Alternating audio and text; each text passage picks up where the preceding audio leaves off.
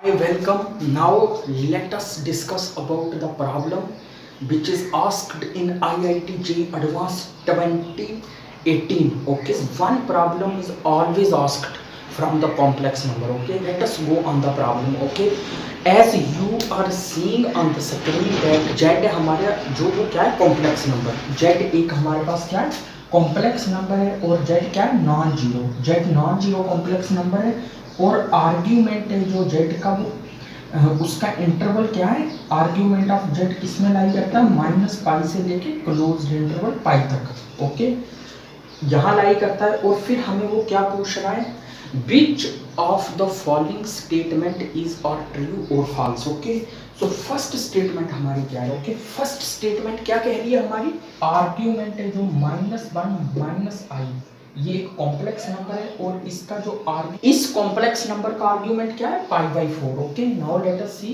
Find out the argument.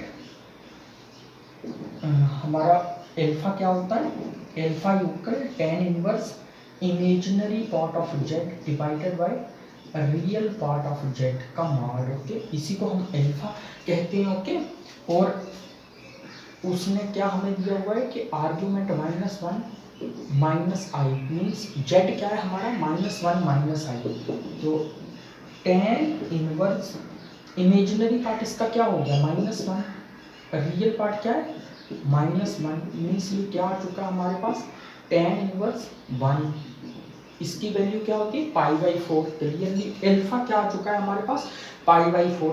अब हम ये डिसाइड करेंगे कि ये z equal -1 - i complex number है, ये किस क्वाड्रेंट में लाई करता है। ओके, प्लेन के किस क्वाड्रेंट में लाई करता है, -1 कहाँ लाई करेगा यहाँ और -i कहाँ लाई करेगा यहाँ, तो ये कॉम्प्लेक्स नंबर यहाँ लाई करता है, किस क्वाड्रेंट में लाई करता है, ये थर्ड क्वाड्रेंट में। ओके, तो थर्ड क्वाड्रेंट में जो थीटा होता है, जो आर्ग्यूमेंट होता है थर्ड क्वाड्रेंट में क्या होता है एल्फा - पाई, तो हमारा यहाँ आर्ग्यूमेंट मीन्स थीटा जिसे हम कह रहे हैं, आर्ग्यूमेंट ऑफ z क्या होगा थीटा, थीटा क्या होगा एल्फा, एल्फा क्या है π/4 - पाई, तो ये हमारे पास क्या आ जाएगा -3π/4। ओके, तो स्टेटमेंट हमारी क्या कह रही थी कि आर्ग्यूमेंट क्या होगा π/4, तो फर्स्ट स्टेटमेंट हो चुकी है हमारी फॉल्स। ओके, सेकेंड स्टेटमेंट एक फंक्शन डिफाइन कर रही है, कहाँ से लेकर रियल लाइन से, रियल लाइन से, ये हमारी रियल लाइन है, ये हमारा जीरो, ये पॉजिटिव नंबर से,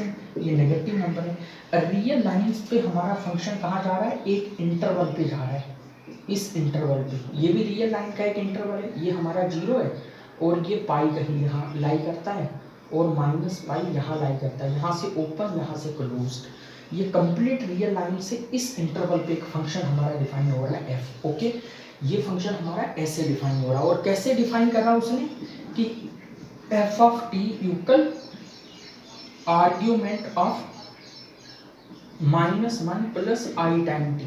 ओके, मैं वो क्या पूछ रहा है कि फंक्शन है जो ये कंटिन्यूज है, पूरी रियल लाइन पे कंटिन्यूज है। ओके, सो कंटिन्यूटी क्या होता है मैं शॉर्टकट बता रहा हूँ, limit x tends to a f(x). Okay, limit x tends to a plus equal limit x tends to a f(x), ये राइट लिमिट ये लेफ्ट लिमिट किसकी इक्वल आ जाए, फंक्शन की वैल्यू एट उस पॉइंट पे आ जाए, तो इसे कहते हैं f is continuous at a। तो जब ये r के हर एक पॉइंट के लिए ऐसे सेटिस्फाई कर जाए तो फिर हम कहेंगे कि फंक्शन पूरी रियल लाइन पे कंटिन्यूस है, f is continuous on r। Okay, f of t क्या हमारे पास argument -1 i t। Okay, this is function, जब हमारा t 0 हो जाएगा, जब t 0 हो जाएगा तो आर्ग्यूमेंट क्या होगा -1 plus i dot 0 implies that ये क्या हो जाएगा -1। जब भी आर्ग्यूमेंट सिर्फ रियल नंबर का हो, वो भी नेगेटिव रियल नंबर का, तो क्या आएगा tan इनवर्स इमेजिनरी पार्ट यहाँ क्या है 0/-1, tan इनवर्स 0 क्या होगा 0, और ये पॉइंट किस क्वाड्रेंट में लाई करता है -1, तो इस केस में थीटा क्या होगा हमारा, क्योंकि ये -1 किस क्वाड्रेंट में लाई करता है, रियल पार्ट -1 है, रियल पार्ट कौन सा हमारा -1 और इमेजिनरी पार्ट 0, तो ये किस क्वाड्रेंट में लाई हुआ सेकंड क्वाड्रेंट में। ओके, तो सेकंड क्वाड्रेंट में क्या होता है पाई माइनस एल्फा, एल्फा क्या आ चुका है हमारा 0, तो ये क्या आएगा पाई। तो यहाँ आर्ग्यूमेंट क्या है हमारे पास पाई है। ओके, जब t 0 होगा इसकी वैल्यू पाई होगी। ओके, तो जब t पॉजिटिव होगा, जब t पॉजिटिव होगा तो tan inverse t upon -1, t positive होगा तो ये किस क्वाड्रेंट में लाई करेगा कि इमेजिनरी पार्ट पॉजिटिव है और रियल पार्ट क्या है नेगेटिव, सेकंड क्वाड्रेंट में। तो ये क्या आ जाएगा पाई minus tan inverse t। Okay, तो जब हमारा t नेगेटिव होगा, जब t भी नेगेटिव हो और ये भी नेगेटिव, मीन्स इमेजिनरी पार्ट भी नेगेटिव और रियल भी नेगेटिव, किस क्वाड्रेंट में, थर्ड क्वाड्रेंट में। तो हमारा थीटा क्या आ जाएगा थर्ड क्वाड्रेंट में, tan इनवर्स -पाई। ओके, तो हमारी वैल्यू क्या आ चुकी है, जब t हमारा हो जाएगा पॉजिटिव, जब t पॉजिटिव होगा तो क्या आएगा पाई माइनस tan इनवर्स t, और जब t हमारा होगा नेगेटिव ये आ जाएगा inverse t minus pi. Okay, mod के साथ ये नेगेटिव पॉजिटिव में चेंज हो जाता है। Okay, limit t tend to 0 negative ft, ये हमारे पास क्या आ चुका है tan inverse t minus pi. Okay, this for negative, और limit t tend to 0 positive ft, ये हमारे पास क्या आ चुका है pi minus tan inverse t। Okay, और f ऑफ 0 हमारा क्या है पाई। तो ये कभी भी युगल नहीं होंगे, ये कभी भी फंक्शन की वैल्यू की युगल नहीं होगा। ओके, ये कभी भी फंक्शन की वैल्यू की युगल नहीं होगा, इसलिए ये फंक्शन 0 पे क्या होगा discontinuous, fails to be continuous at the point 0। तो हमारी ये स्टेटमेंट क्या हो चुकी है फॉल्स। फर्स्ट थर्ड स्टेटमेंट में सिंपल आपको एक कॉन्सेप्ट लगाना है, कौन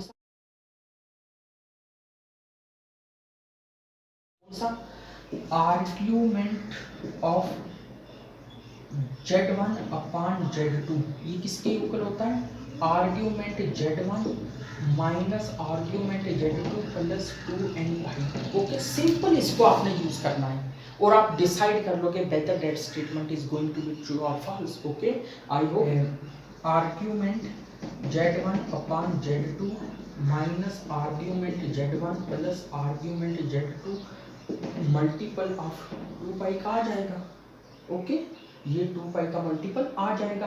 तो ये हमारा कौन सा ट्री हुए Z1 Z2 Z3 are distinct complex numbers, ये तीनों क्या है डिस्टिंक्ट कॉम्प्लेक्स नंबर है, कोई आर्बिट्रेरी डिस्टिंक्ट कॉम्प्लेक्स नंबर है। ये हमारी कॉम्प्लेक्स प्लेन है, ये कहीं Z1 कहीं Z2 कोई भी हो सकता है, किसी भी हिसाब से हो सकता है, ज़रूरी नहीं है इस फॉर्म में हो। ओके, किसी भी फॉर्म में आर्बिट्रेरी जेड का लोकस है जो वो कौन सी कंडीशन सेटिस्फाई कर रहा है उसने गिवन दिया हुआ है हमें, Z minus Z1 Z minus Z3 Z2 minus Z3 Z2 minus Z1। Okay, ये इसका लोकस उसने हमें पाई दिया हुआ है। अब मैं आपको एक बात क्लियर करवाना चाहता हूँ, जब भी आर्ग्यूमेंट किसी क्वांटिटी का आर्ग्यूमेंट पाई आ जाए तो एक बात पक्का है कि ये क्वांटिटी है जो ये क्या है प्योरली रियल। ओके, जब भी आर्ग्यूमेंट किसी क्वांटिटी का पाई आ जाए या 0 आ जाए तो वो क्वांटिटी हमेशा प्योरली रियल होगी। तो जब आर्ग्यूमेंट पाई आ जाए purely real but negative. Okay, तो विच इम्प्लाइज दैट, यहाँ से हमें क्या पता चलता है कि Z minus Z1 Z minus Z3 okay Z2 minus Z3 Z2 minus Z1, ये क्या है ये आर्गुमेंट इसका पाई आ गया और ये क्या है purely real and negative.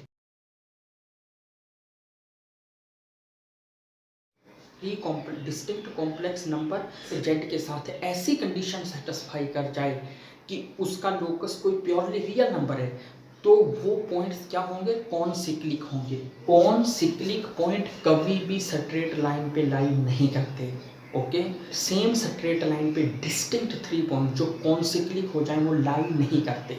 Okay, वो सर्कल पे लाई करते हैं और उनका डिस्टेंस सर्कल के सेंटर से सेम रहता है।